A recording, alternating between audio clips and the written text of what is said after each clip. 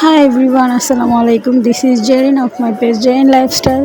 আজকে আপনাদেরকে শিখাবো রোদের তাপে কিভাবে ডিম ভাজা যায়। যদিও এটা ট্রেনিংয়ে আছে, তো আমি অলওয়েজ লেট।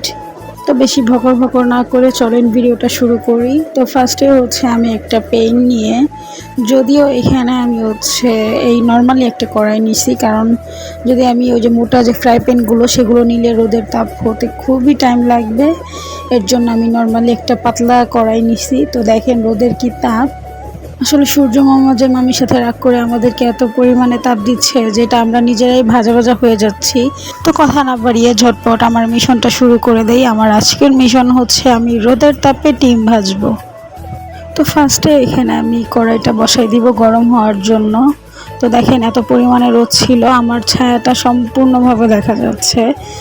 তো আসলে এত পরিমাণে গরম পড়ছে, আল্লাহ রহমতের বৃষ্টি যে কবে দিবে। আচ্ছা, আপনাদের ওদিকে কি এই গরমে বৃষ্টি হয়েছে? যদি বৃষ্টি হয়ে থাকে অবশ্যই কমেন্ট করে জানাবেন। আর এদিকে আমি গরমে ছাদে না থাকতে পেরে মুখ টুক ঢেকে একদম একাকার হয়ে গেছি। তো দেন আমি নিচে নেমে আসলাম, যেহেতু আমি উপরে আর থাকতে পারতেছিলাম না গরমে।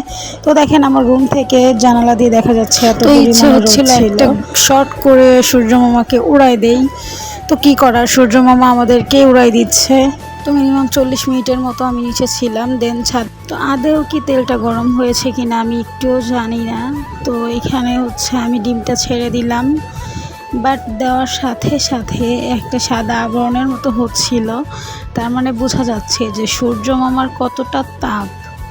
তো এতটা তাপে ডিম ভাজা হয়ে যাচ্ছে। তো ভাবেন আমি এত কষ্ট করে ছাদে আপনাদের জন্য ভিডিওটা করেছি রোদের মধ্যে বসে। তো একটা লাইক তো অবশ্যই দেওয়া যায়, আর অবশ্যই একটা সাবস্ক্রাইব, একটা লাইক, আর পারলে একটা কমেন্টও করে দিবেন।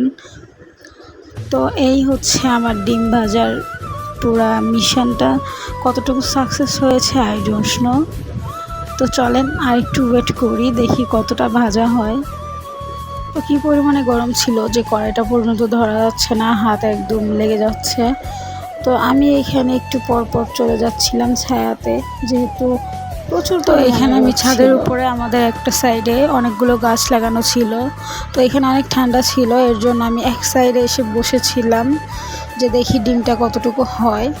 তো এই সম্পূর্ণ মিশনটা কমপ্লিট করতে আমার মিনিমাম 1.5-2 ঘন্টা লেগে গেছে। তারপরেও কি করার, আপনাদের জন্য কষ্ট করে ভিডিওটা করলাম। তো এইখানে আমি ওয়েট করতেছিলাম যে কখন ডিমটা হবে।